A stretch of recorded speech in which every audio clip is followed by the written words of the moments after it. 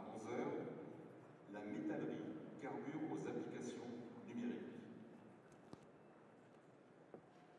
En salle table ronde commence maintenant à 11 heures. Commerce.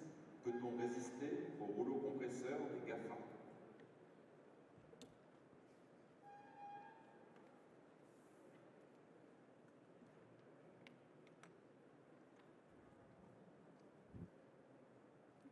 Bonjour à tous, bienvenue. On va commencer l'atelier. Les dernières personnes s'installent.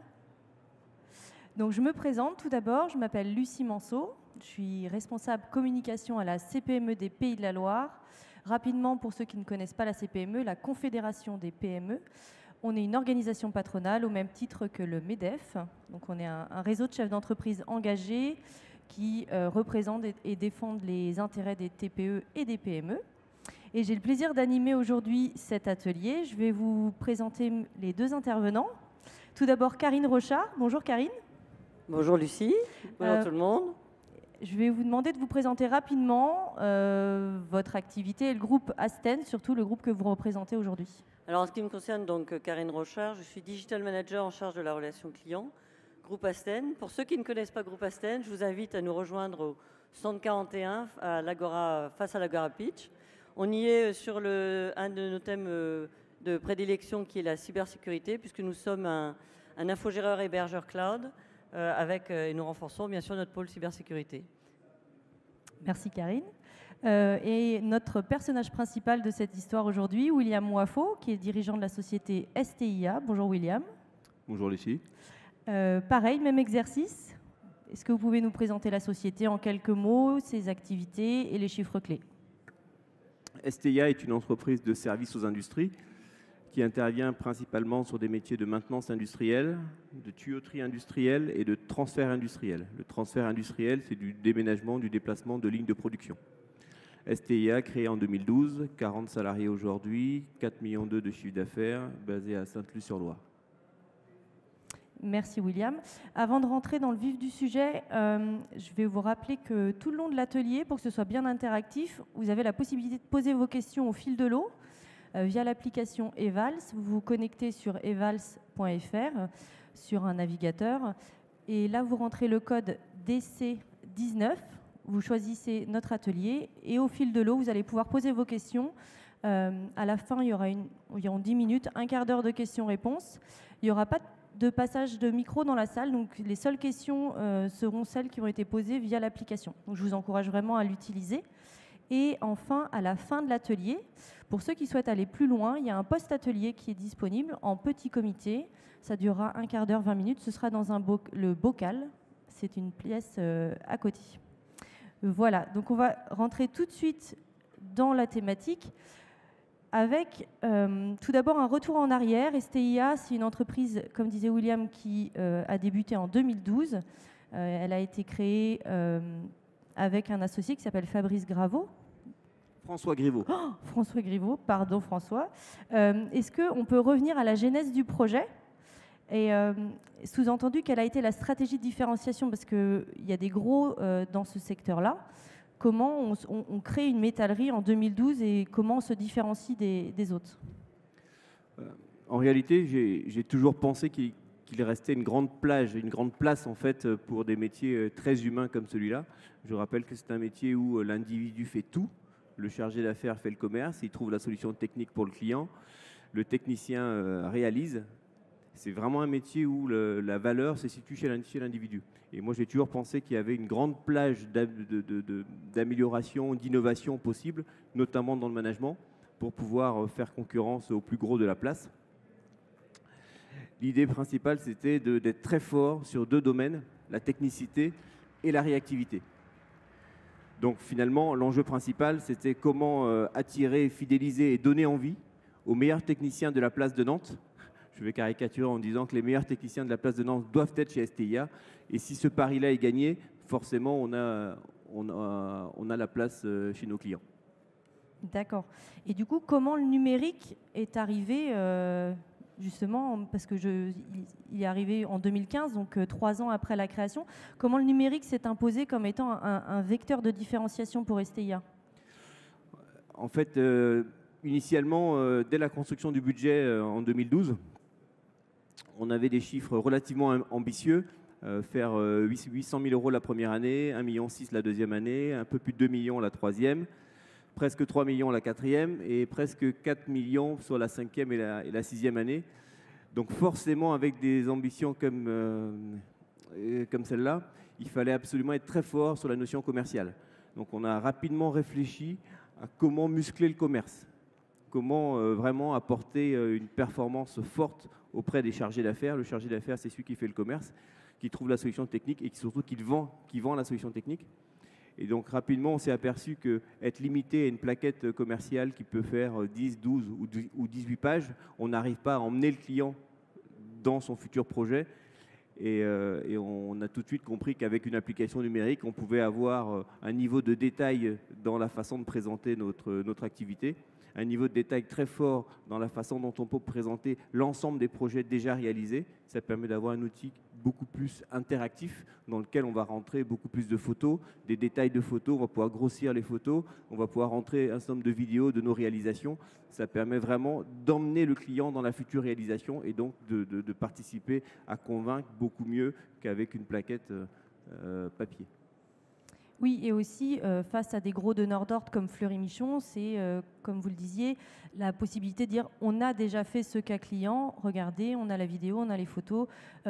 Pour rentrer chez ce genre de client, c'est vrai que c'était sûrement plus facile. Oui, il y a derrière ça une autre idée aussi. Faut rappeler, la métallerie, c'est un métier très traditionnel, c'est un métier de métallo, comme on dit dans le jargon. Pourtant à destination d'industriels. Donc l'idée aussi, c'était d'arriver à ressembler à nos clients, d'arriver à ressembler en tant que métalleux, d'arriver à ressembler à nos clients industriels. Donc du coup, ce type d'application apporte une posture différente dans la présentation que l'on a et dans le type d'écoute qu'on va avoir vis-à-vis de l'industriel qui va nous prendre beaucoup plus au sérieux. Revenons au début de cette application. Qui a eu l'idée, qui l'a développée, qui l'a spécifiée, qui a fait le cahier des charges? Est-ce que vous pouvez nous en dire plus là-dessus? Donc forcément, dans ce métier-là, avec une idée comme celle-là, on vient un petit peu bousculer les choses. Et comme forcément mon associé et puis mes collègues n'allaient pas forcément développer une idée comme celle-là, bah, je suis passé à la manœuvre. Du coup, j'ai réalisé l'ensemble du cahier des charges. J'ai réalisé l'ensemble des maquettes papier. Donc j'ai dessiné en fait sur du format A3 ce que je voulais avec l'endroit où je voulais le bouton pour passer à la page suivante. Donc j'ai fait le design complet de l'ensemble avec des stabilos de différentes couleurs, vert, jaune, bleu, ce qu'on veut. Et ensuite, j'ai trouvé un prestataire qui doit être d'ailleurs ici aujourd'hui, qui s'appelle Concerto, qui a du coup mis en musique en fait ce que j'avais réalisé pour nous livrer une application. Et ça a pris combien de temps tout ça, entre la phase de réflexion, la spécification et le développement de l'application? Combien de temps il a fallu pour utiliser, parce qu'on le rappelle, c'est sur tablette. À quel moment vous avez pu faire les premiers tests sur tablette? On va dire que j'ai finalisé l'idée en à peu près 2 petites semaines. J'ai réalisé les maquettes, ça m'a pris bien presque 2 mois. Et ensuite 2 mois de travail avec le prestataire, avec quelques allers-retours forcément pour améliorer les premiers projets. Ok. Deuxième application, parce qu'il y en a 2 aujourd'hui qu'on va vous présenter chez STIA. La seconde, elle n'est pas à destination des chargés de projet, mais plutôt des chefs de chantier. Et elle est arrivée un petit peu plus tard. On rappelle que la première application date de 2015. Celle-ci est arrivée plus récemment, elle date de 2018. Même exercice, quel était l'objectif, quels sont les usages, comment vous l'avez développé, la même chose. Donc là encore une fois, bousculer le métier. Donc, bousculer un chargé d'affaires, c'est assez facile. Bousculer un chef d'équipe tuyauteur, soudeur ou chaudronnier, lui expliquer que maintenant il va faire son métier avec une tablette, ça c'était une autre affaire. Par contre, voilà, je voulais absolument bousculer le métier en pensant qu'il fallait apporter de la valeur le plus près possible de la réalisation technique. Et donc là, du coup, l'idée est venue de pouvoir créer une application qui permet au chef d'équipe, en arrivant sur site, de pouvoir réaliser un certain nombre d'éléments de vérification avant de démarrer son activité. Et en fin d'opération, de pouvoir réaliser un certain nombre de contrôles pour s'assurer qu'il a réalisé son opération conformément aux attentes du client. Donc combien de temps ça vous a pris ?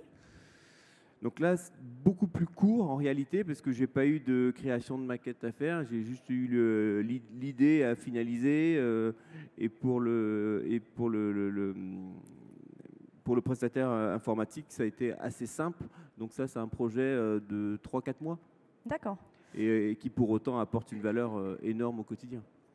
Et comment vous l'avez déployé ? Vous avez commencé avec tout le monde, tous les chefs de chantier ? Vous avez commencé par 2 ou 3 personnes bien prêtes ? Une fois que l'application était prête, on a déployé, je pense, sur 2 ou 3 techniciens pour qu'ils l'utilisent. Ça n'a pas été sans complication, hein, mais rapidement, dès les premières utilisations, ils se sont rendus compte que ça nous apportait une vraie valeur. Ils ont vu surtout la valeur sur la dernière partie de l'opération. En réalité, quand on arrive sur le chantier, on fait ce qu'on a appelé un check-in. Je contrôle un certain nombre d'éléments pour pouvoir démarrer. Donc je me mets en sécurité, je fais mon balisage, je réalise mes consignations, la mise en sécurité de l'installation. Sur cette partie-là, c'était un peu plus fastidieux. Par contre, sur la dernière partie, je contrôle avant de partir.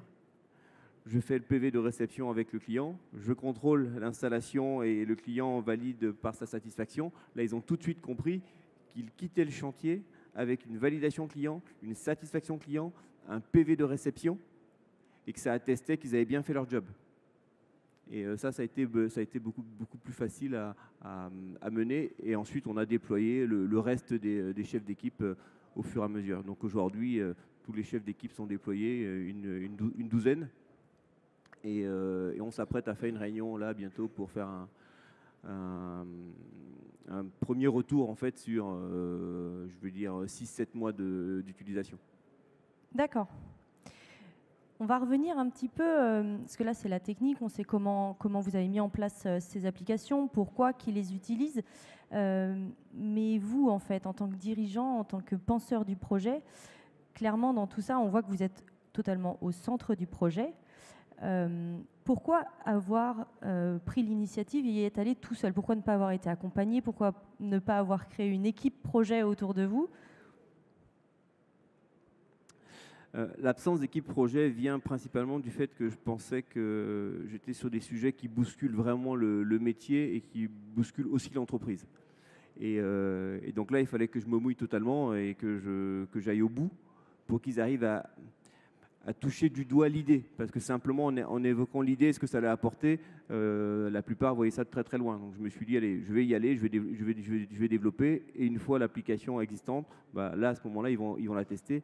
Et on aura largement le temps de l'améliorer au gré de leurs remarques. Alors, Monsieur Wafo, je vais me permettre de prendre la parole parce que pour avoir entendu de nombreux témoignages de transformation numérique, là, concrètement, vous bousculez l'image du dirigeant qui, effectivement, est en capacité d'avoir une idée puisqu'il a la vision, d'une part, de l'ambition de son entreprise, mais également de façon très concrète des usages attendus par les clients. Mais réellement, quelles sont les compétences que vous avez utilisées ou l'expérience qui vous a permis de démarrer ce projet jusqu'à prendre à votre charge la spécification fonctionnelle, le maquettage et la relation avec le développeur donc, de cette application?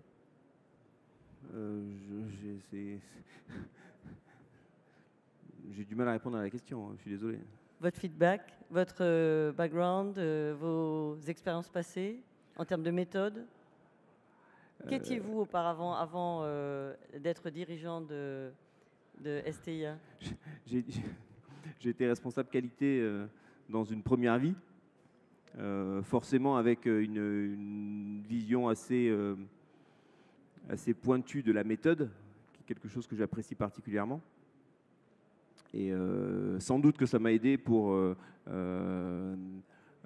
pour passer de l'idée à la concrétisation de ces projets-là. Concrètement, ce que je veux dire, c'est que pour les dirigeants d'entreprise qui sont dans la salle, si vous vous sentez moins à l'aise que M. Wafo pour avoir la capacité à décrire ces spécifications techniques, avoir la méthode, évidemment, vous avez, y compris dans cet écosystème ici pendant le Digital Change, toutes les structures pour vous accompagner à le faire, parce que c'est assez rare qu'on ait en face de nous un dirigeant qui soit en capacité de le faire. Donc, je trouvais que c'était intéressant qu'on puisse évoquer ce point. Ceci dit, quand on fait l'exercice du business plan et qu'on a une vision d'un projet d'entreprise et qu'on dessine toute cette vision dans un business plan, c'est en réalité le même exercice qu'on fait. Quand on crée son entreprise, on ne part pas simplement de la vision et on se dit, bon, bah, je ne sais pas ce que ça donnera plus tard. On a une vision et on décrit cette vision dans un business plan qui doit être un document assez opérationnel et qui doit nous faire voir précisément, façon de parler, mais qui doit nous faire voir où on sera dans 2, 3, 4, 5 ans. Et en fait, je trouve que c'est un travail qui est assez ressemblant finalement. On part d'une vision et derrière on détaille ce qu'on voit.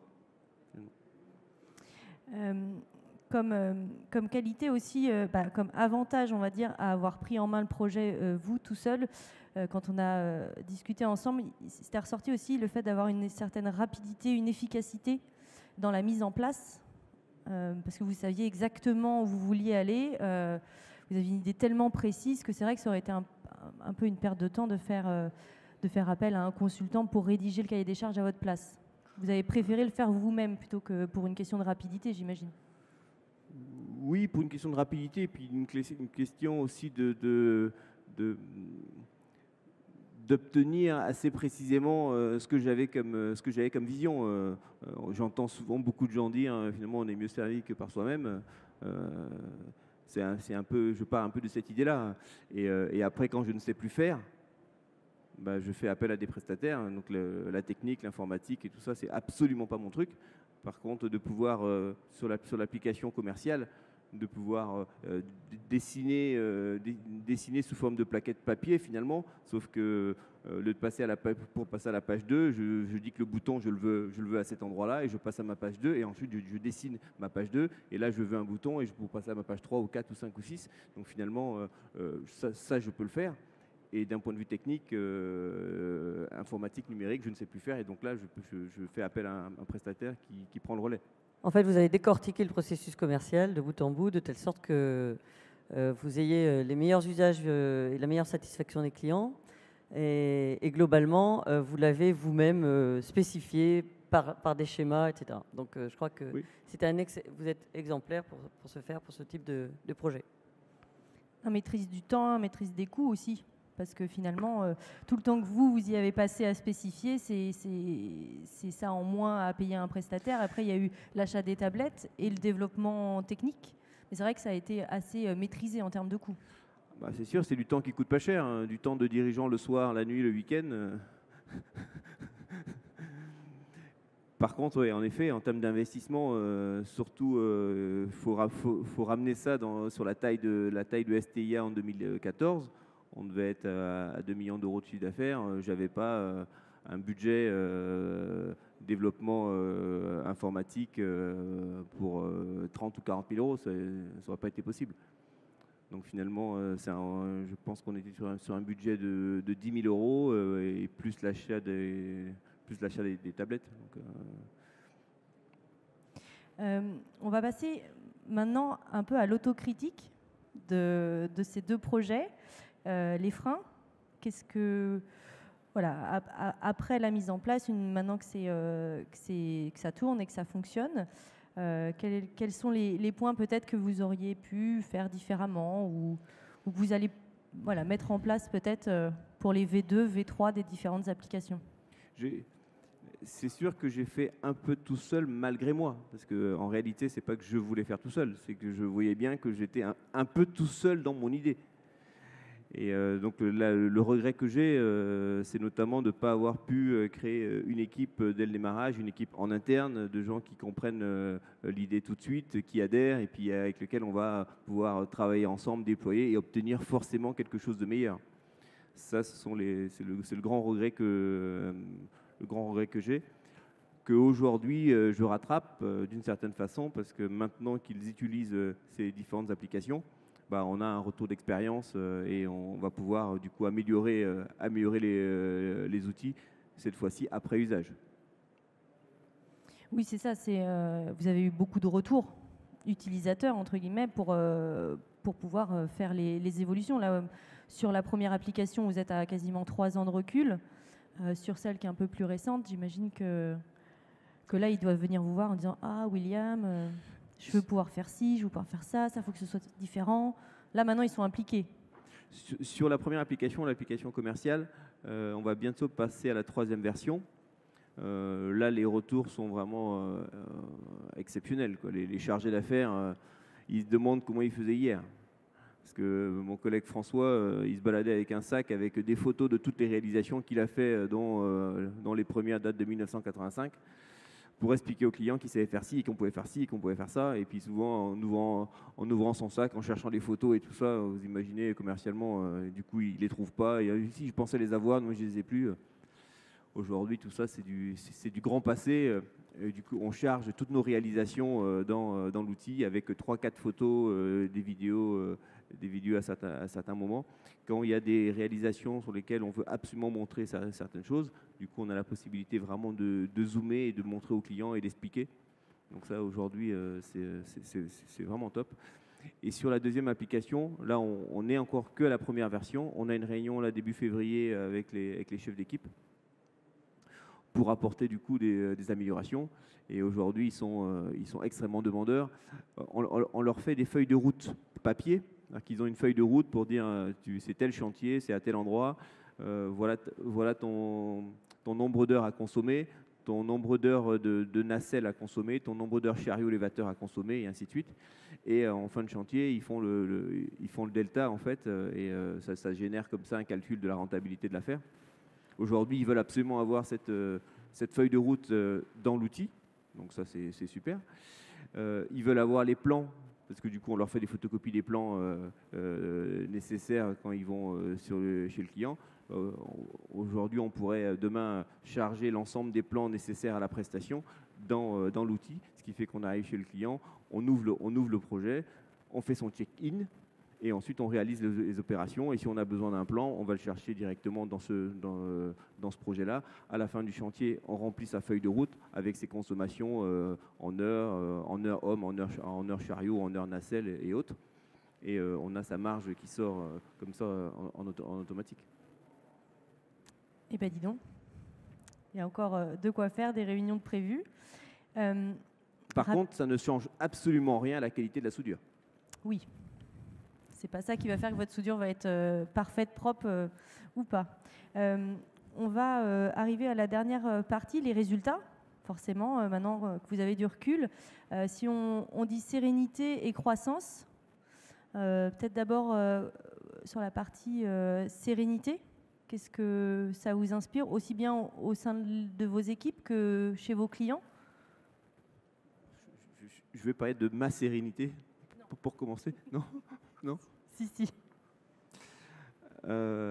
Sérénité sur l'application commerciale, j'ai envie de dire, c'est l'évolution de notre capacité à capter des clients chez STIA. Aujourd'hui, on arrive à prendre environ entre 25 et 30 nouveaux clients par an. Sachant qu'un nouveau client chez STIA, c'est forcément des travaux dans la durée. On travaille pour des industriels type Air Liquide, Saunier Duval, des gens comme ça. Donc une fois qu'on arrive à rentrer, ils ont forcément dans l'année de multiples choses à nous faire, que ce soit en maintenance mécanique, en tuyauterie ou en transfert de machines. Et donc la possibilité d'arriver à convaincre plus facilement et de rentrer entre 25 et 35 nouveaux clients chaque année, ça nous permet la croissance que l'on a aujourd'hui, qui est une croissance entre 15 et 20% chaque année. Et ça, pour un chef d'entreprise, ça apporte une certaine sérénité quand même. Ensuite, au niveau des équipes, sérénité par rapport, comme vous le disiez, le check-in, le check-out, savoir que quand on part de chez le client avec la deuxième application de suivi de chantier, on est sûr qu'il n'y aura pas de retour client, de réclamation. Pour vous aussi, en termes de facturation, vous pouvez dire, bah non, là vous aviez dit que tout s'était bien passé, ne revenez pas à me demander autre chose. Oui, deux choses, parce que le chargé d'affaires, quand il prend une opération, il envoie ses équipes chez un client faire une réalisation. Le chantier pouvant être à Bordeaux, par exemple. Une fois que son chef d'équipe a fait le check-in, le chargé d'affaires, il sait qu'il est arrivé sur site, il sait qu'il a vu le client, il sait qu'il a fait le plan de prévention, il sait qu'il a balisé sa zone, il sait qu'il a fait les consignations, et il sait que tout est OK. Parce que quand le chef d'équipe fait le check-in et qu'il l'envoie, le chargé d'affaires le reçoit en automatique, et le check-in arrive chez le chargé d'affaires avec un carré vert. Ça veut dire que tous les éléments de contrôle sont OK. Donc ça apporte une certaine sérénité au chargé d'affaires qui sait que son gars, il est arrivé, et il est prêt à démarrer, que tout va bien. Et ensuite, en sortie de chantier, pareil, ça lui apporte une forme de tranquillité. Il sait que le chantier est terminé, il sait que les gars sont sur la route. Le client a signé, le client est satisfait parce qu'il y a un petit smiley du client qui est dessus. Il a le PV de réception du chantier aussitôt. Donc il peut prendre le dossier et l'envoyer à la facturation. On peut lancer la facturation alors que les gars ne sont pas encore partis du périph' bordelais. Donc ça apporte quand même une certaine fluidité aussi dans les choses, quoi. Et du coup, pour vos clients, en termes de satisfaction client, ce genre d'outils, ça leur fait aussi gagner du temps. Plus besoin forcément de venir faire des visites tous les mois, tous les 2 mois sur le chantier, venir contrôler, appeler, être en relation. Là, eux aussi ont un accès, j'imagine, à leur suivi de chantier. Oui, en fait, sur l'application suivi de chantier, il y a plusieurs utilités. Donc, il y a la première dont on a parlé là, où le chef d'équipe il va faire du check-in, du check-out, et il va pouvoir faire des photos, des vidéos pendant le chantier et les envoyer directement dans le cadre de ce projet-là. Mais il y a une autre utilité, c'est quand le client n'est pas présent sur site. On travaille beaucoup avec notamment des bureaux d'études qui sont des concepteurs de machines. Je vais les citer, des gens comme SEA Productique à Carquefou. Ils vont concevoir des robots et nous, on va aller monter ces robots chez leurs clients. Du coup, quand on est en train de monter le robot chez le client de SEA, notre client SEA, il voit ce qu'on est en train de faire. Il reçoit le check-in, donc il sait qu'on est arrivé chez son client. S'il y a des problématiques particulières pendant l'opération, le chef d'équipe prend des photos, des vidéos qu'il envoie directement au client et c'est le client SEA qui reçoit ces éléments-là. De la même façon, on a des clients qui nous font réaliser des opérations, des fabrications de machines spéciales à base de tuyauterie. Dans le jargon du métier, on va appeler ça des skids. Et on réalise ces skids chez nous à l'atelier alors que le client peut être parisien ou lyonnais. Et donc là, ce client-là, il va suivre l'évolution de l'avancement de ce projet au travers de cet outil de suivi de projet parce qu'on va lui envoyer, dans le cadre du projet, les différentes évolutions. Et donc ce client-là, il se déplace un peu moins pour venir contrôler l'avancement des travaux. Et sinon, un autre avantage, en tout cas un autre résultat, peut-être pas directement lié aux applications, mais c'est en termes de recrutement, attirer de nouveaux talents, être vu comme une entreprise innovante, qui en tout cas qui fait les choses différemment des autres métalleries. Est-ce que ça joue au moment de recruter? Est-ce que c'est compliqué actuellement, j'imagine, de recruter un soudeur à Nantes? Nous, depuis le départ, on a axé vraiment le cœur de notre stratégie là-dessus, sur le fait que c'était plus difficile de trouver un excellent tuyauteur, soudeur, mécanicien à comparer à la difficulté de rentrer des nouveaux clients. Moi, je considère aujourd'hui que c'est plus compliqué pour nous, le recrutement, que finalement de capter de nouveaux clients. Et ces éléments-là viennent montrer du coup à ce public qu'on est aussi une entreprise qui évolue, qu'une métallerie peut être différente, peut vivre dans son époque. Et vu que ça alimente finalement aussi le développement de l'entreprise, quelque part, ça vient nous aider à capter, à fidéliser et puis surtout à donner envie de faire les choses un peu différemment. Et si j'ai bien compris, donner envie également à des métallos féminines puisque dans l'entreprise, jusqu'alors, vous n'avez pas encore dans l'atelier de personnel féminin. J'ai pensé à vous ce matin. Pourquoi pas? Parce que j'ai reçu un CV ce matin d'une jeune fille qui est en formation et qui a un mal fou à trouver un stage. Et bien entendu, mes collègues l'ont rappelé et puis du coup, elle va commencer avec nous début mars. Et en effet, on n'a pas de femmes dans le métier et il n'y en a pas beaucoup. Il commence à y en avoir un peu, surtout dans la soudure, plutôt du côté de Saint-Nazaire. Mais voilà, en mécanique très peu, en électromécanique très peu aussi. En tuyauterie, j'en ai jamais rencontré. Parce que les écoles ne sortent pas de promotion avec des femmes et des jeunes filles. Oui, j'ai un collègue qui a un autre avis sur la question. Il dit qu'en tuyauterie, il faut absolument avoir une certaine vision dans l'espace. On pourra en reparler. La petite phrase misogyne du jour. Je ferme la parenthèse. C'était une plaisanterie. Mais c'est vrai qu'il y a très peu en fait, de femmes dans les métiers de la tuyauterie, mais beaucoup plus dans le métier de la soudure.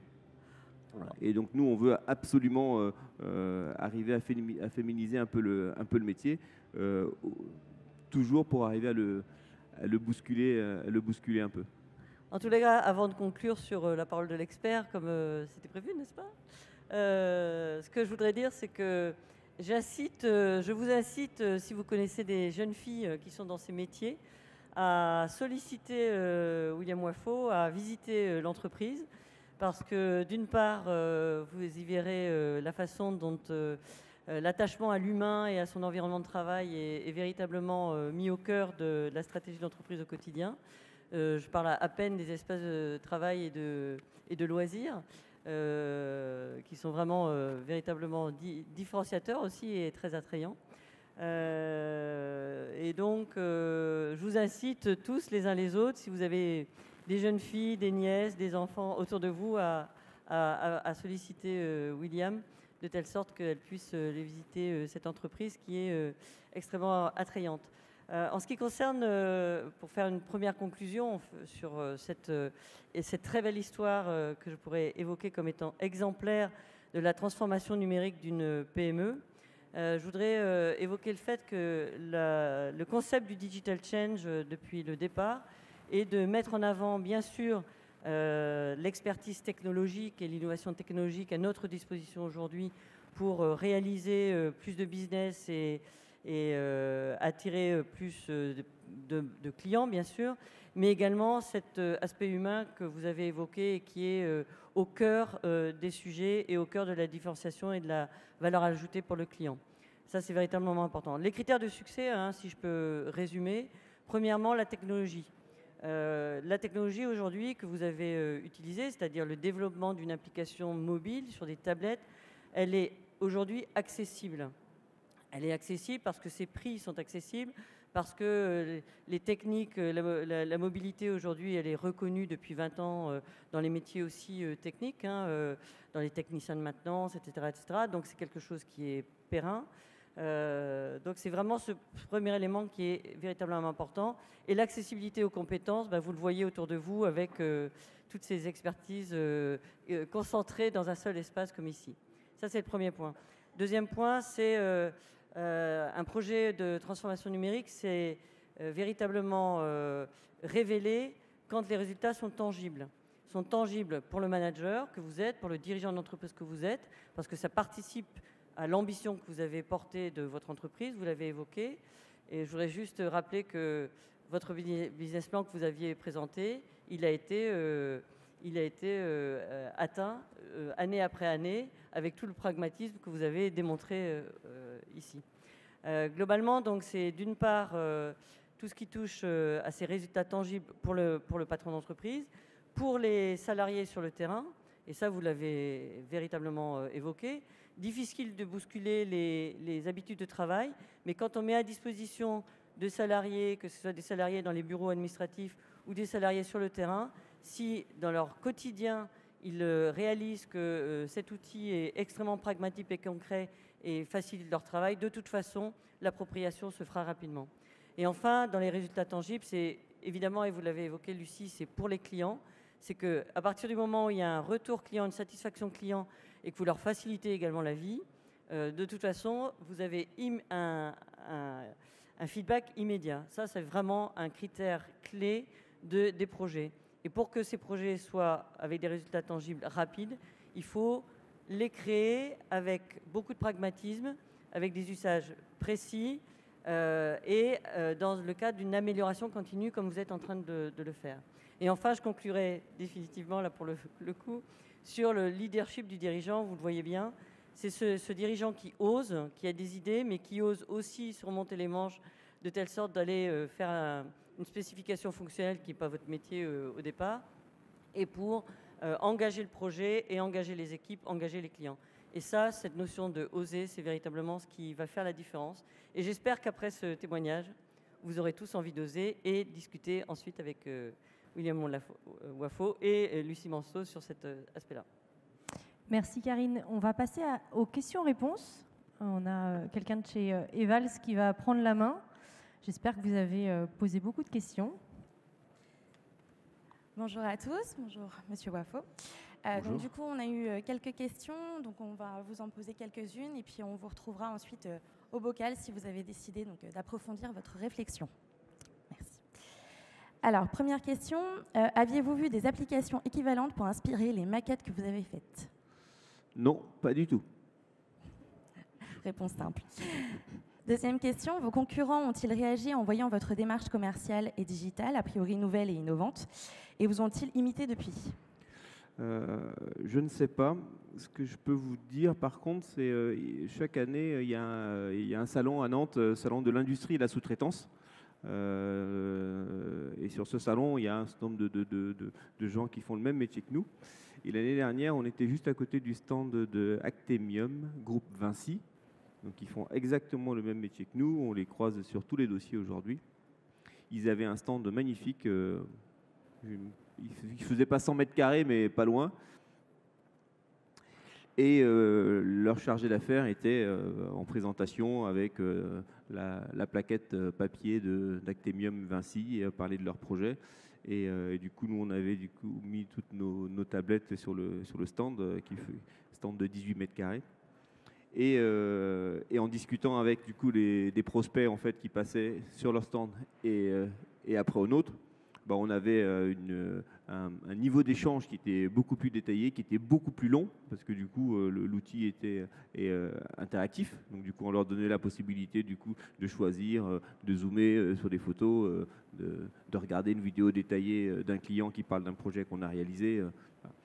Donc on a vu qu'à ce moment-là, par rapport à une entreprise comme celle-là, on avait une petite longueur d'avance. Maintenant, je ne suis pas chez tous nos concurrents, je ne sais pas vous dire où ils en sont sur le sujet. Je doute qu'ils soient très avancés pour une raison, c'est que je vais souvent sur les sites internet de mes concurrents. Et les sites internet dans ces métiers-là datent souvent des années 90. Donc j'ai du mal à penser qu'on puisse travailler sur des applications de ce type-là sans avoir modifié déjà son site internet. D'accord, très bien. Une autre question, l'application Chantier est-elle disponible en mode déconnecté? Je ne comprends pas la question. Alors, c'est une question qui a été posée telle qu'elle. En mode déconnecté? En mode déconnecté. Il y a une autre question équivalente, c'est avez-vous un mode déconnecté sur l'application Technicien? Et quel est votre prestataire? C'est des questions qui sont assez similaires. Mais Du coup, maintenant je comprends la question. On a besoin de faire un partage de connexion. En fait, on part du smartphone avec un partage de connexion sur la tablette pour pouvoir avoir de la data, pour pouvoir faire fonctionner l'outil. Pour l'application de gestion de chantier, l'application commerciale, en fait, elle est stockée directement sur la tablette. Donc là, on n'a pas besoin de connexion. D'accord, très bien. Et quel est le budget pour chaque application? Est-ce que les applications ont aussi évolué au fil de l'eau depuis leur création? L'application de gestion de chantier, on est vraiment sur un budget assez light. On devait être sur quelque chose comme 7 000 € de mémoire. Quand je vois ce que ça apporte C'est vraiment rien du tout. Dans les entreprises, c'est extrêmement facile d'investir sur un nouveau véhicule. Quand on a un véhicule, un Kangoo ou un Master qui est rendu à 200 000 km, toutes les entreprises passent forcément à de l'investissement. Ce sont des sommes beaucoup plus importantes, mais on a souvent du mal à mettre des sommes comme 7 000 € sur la table pour des applications comme celle-là, simplement parce qu'encore une fois, on n'est pas prêt, on n'est pas préparé. On n'est pas préparé psychologiquement à passer à ce type d'investissement qui réellement apporte beaucoup pour le métier. Et l'application commerciale, une somme à peu près similaire, je crois que j'ai dit 10 000 € tout à l'heure. Mais là, il y a un long travail de préparation et c'est ce travail de préparation en réalité qui coûte cher. Je pense que si j'étais passé par un cabinet de communication, par exemple, j'ose même pas imaginer la somme. Très bien. Y a-t-il eu quelques réticences face à l'arrivée de l'outil destiné aux chefs de chantier? Si oui, quelle a été la plus importante? Comment a-t-elle été contournée? Et sinon, pourquoi? Très étonnamment, c'est une excellente question, ça. En fait, on est souvent face à ses propres peurs. C'est-à-dire qu'on est persuadé qu'on va avoir de la réticence pour certaines choses parce qu'on se dit, on fait quand même un métier de métalleux, le gars avec son poste à souder, moi je vais venir lui filer une tablette, il va me regarder comme un extraterrestre. Mais finalement, pas tant que ça. Pas tant que ça, parce que la plupart des gens aujourd'hui ont un smartphone, un certain nombre sont sur les réseaux sociaux, que le monde évolue à côté de nous très vite, et que dans certains métiers, on reste très loin en fait. Et finalement, les réticences ont été, j'ai envie de dire, presque insignifiantes. Et puis le fait de pouvoir donner à chaque technicien comme ça une tablette, il y a un côté, j'obtiens quelque chose, un outil sympa de l'entreprise. Il n'y a pas de contrepartie, non. Il faut juste que maintenant tu l'intègres dans ton métier. Finalement, on n'a pas tant de réticences que ça. En tout cas, je ne pourrais pas appeler ça des réticences. Des réticences, c'est vraiment quelque chose qui freine le développement. Or là, finalement, on n'a pas été freiné dans le développement. Il faut expliquer correctement comment utiliser la chose. Et en fait, ils l'utilisent. Et puis, les premières remarques qu'ils vous font, c'est des remarques d'amélioration de ci, mais je pourrais avoir ci. Mais donc, maintenant, on pourrait aussi avoir ça. Ah bah oui, tu pourrais aussi l'avoir. Ah d'accord. Et ils font des feuilles de pointage. Toutes les semaines, chaque technicien remet le vendredi ses feuilles de pointage. Le lundi, j'ai été à tel endroit, j'ai fait 5 heures le matin chez tel client, j'ai fait 3 heures chez tel client. Ensuite, j'ai été en déplacement à Bordeaux, donc il me faut un grand déplacement parce que j'ai dormi à l'hôtel le lundi soir. Donc, ils font des feuilles de pointage comme ça. Et donc, les assistantes, il faut récupérer toutes les feuilles de pointage pour pouvoir générer la paye. Et du coup, il y a des techniciens qui me disent « mais je pourrais faire la feuille de pointage directement ?» Je dis « bah oui, on pourrait… dans l'application, intégrer les nouvelles feuilles de pointage. Et donc, du coup, tu es sur le chantier, tu fais automatiquement ta feuille de pointage le soir à l'hôtel, tous les jours, et le vendredi, tu remplis la dernière case du vendredi, tu fais OK, et ça part directement. Et là, on se rend compte du fait que ça peut vraiment être grandiose, quoi. Et en fait, et ça, tout de suite, ils le voient. Et donc là, aujourd'hui, on est submergé de propositions qu'il va falloir canaliser un petit peu, parce qu'on ne pourra pas faire une modification avec tout ça en une fois, forcément. Très bien. Avant-dernière question, avez-vous présenté et sollicité l'avis de l'équipe commerciale pour jauger leur adhésion à l'utilisation de l'application? De l'application commerciale? Oui.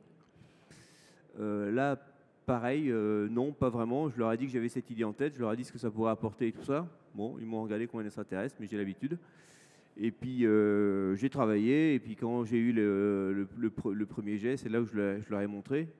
Et là, ils se sont rendus compte qu'il y avait… Parce que du coup, en fait, j'ai fait le travail qu'eux vont faire. Je leur ai présenté certaines de nos réalisations en zoomant et en leur montrant des vidéos que j'avais rentrées dedans. Et là, ils se sont tout de suite rendus compte de la facilité qu'ils allaient avoir, eux, demain, face aux clients. La difficulté, la seule difficulté qu'ils ont eue, c'est qu'ils arrivent facilement à tourner les pages d'une plaquette papier. Et là, ils se demandaient, mais comment on va retenir où sont l'ensemble des touches, des boutons pour pouvoir passer à autre chose. Là, je leur ai dit, autant que ton téléphone, l'utilisation. Quand tu changes du téléphone, à chaque fois, tu galères un peu. Puis voilà, avec l'usage, 1, 2, 3. Et du coup, ce qu'on s'est fait des séances de présentation qui étaient des grandes rigolades, parce qu'on a toujours du mal à se mettre en situation quand on est avec des collègues. On était 5 autour de la table et chacun présentait soit la présentation générale via l'application, soit l'application maintenance, soit le domaine maintenance, soit le domaine tuyauterie, soit le domaine transfert, en essayant de retrouver toutes les touches et tout ça. Et donc c'est comme ça qu'on s'est exercé un peu, mais on n'a pas pu le faire très sérieusement parce qu'à chaque fois on se moquait un peu les uns les autres. C'était un bon, voilà. Donc au final on s'est dit allez, on va y aller comme ça. Puis au début ce que j'ai fait, en fait, j'ai fait pas mal de rendez-vous de présentation avec eux, au moins 2 avec chaque chargé d'affaires, où c'est moi qui m'y collais à la présentation. Et du coup après ils ont pris le relais et aujourd'hui le problème c'est qu'on a dû imprimer il y a 4-5 ans 3000 plaquettes qui aujourd'hui servent de moins en moins quand même. Mais ce qu'on fait en fait, on fait la présentation commerciale au client et on lui laisse la plaquette. Mais du coup on use beaucoup moins de plaquettes quand même. Très bien, dernière question. Juste une petite dernière, c'est justement une petite question de conclusion. Si c'était à refaire, referiez-vous pareil en solo ou bien vous feriez-vous accompagner un petit peu plus? Accompagné en interne ou par un prestataire? La question est vaste. Ouais. En interne, j'aimerais bien, parce que c'est quand même plein de solitude à certains moments. En externe, non. Non, parce que je reste vraiment convaincu que sur ce que moi j'ai fait, en tout cas, il y a des choses beaucoup plus complexes à faire. Hein. Sur ce que moi j'ai fait, c'était simple et que c'est vraiment à la portée, à mon avis, à la portée de beaucoup de gens. Très bien, merci beaucoup. Merci.